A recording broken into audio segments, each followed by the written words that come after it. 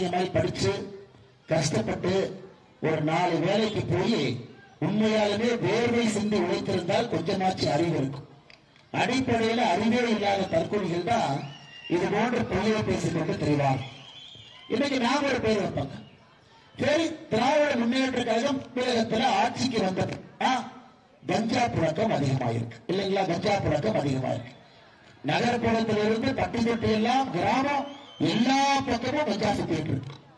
இன்னைக்கு அந்த கஞ்சாக்கெல்லாம் தலைவனாக இருக்கக்கூடிய ஜாஃபர் சாதிக்க சமீபத்தில் அரசு ஜாஃபர் சாதிக்கோட சுத்தி சுத்தி சுத்தி சுத்தி உதயநிதி ஸ்டாலின் போட்டோ எடுத்துட்டார்.